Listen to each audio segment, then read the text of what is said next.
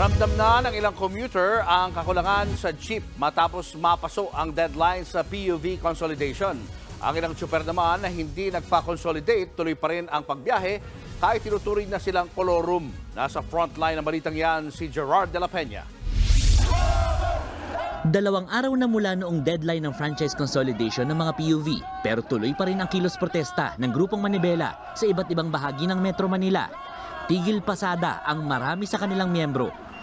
Isa itong lambingan bridge dito sa bandang Santa Ana sa Maynila na napili ng Manibela bilang kanilang strike center o kung saan sila magsasagawa ng kilos protesta. Reklamo nila kaninang umaga ay pinaalis ng mga otoridad yung kanilang mga miyembro dito, bagay na itinatanggi ng pulisya.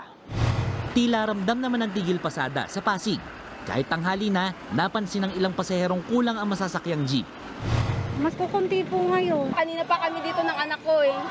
Medyo nahihirapan kaming sumakay. Babala naman ng Manibela, mga commuter ang mahihirapan kung ibipilit ang pagko-consolidate ng mga PUV. Ang sinasabi sa atin na sapat na yung bilang ng masasakyan kapag wala ang mga traditional jeepney na hindi nag-consolidate. Pero kitang-kita po natin ngayon, walang masakyan ng taong bayan. Kapag ka normal days, ganito po ang itsura ng NCR pa lamang. Kung transport strike ang ginawa ng Manibela, balik naman sa pagbiyahe ang mga jeep na biyaheng Pasig-Taguig kahit hindi naman sila nagpa-consolidate. Katwiran nila, sa ikatlong linggo pa naman daw ng Mayo magsisimula ang panguhuli sa mga kolorum. Problema rin nila kung paano sila makakatanggap ng show cause order. Marami kasi sa kanila, sa iba nakapangalan ang jeep na minamaneho dahil hindi naman inapruba ng LTFRB ang kanilang aplikasyon. Tinigil nga nila nun yung ceiling transfer. Sila rin naman may problema dyan. Okay.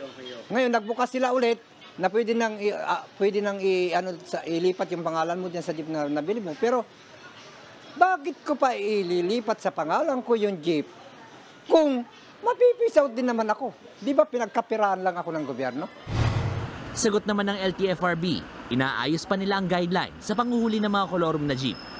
We're giving this those who did not join the industry consolidation 15 days to wind up their business, meaning to say to stop going to the streets and for the transition period po. So wala pa po kaming binibigay.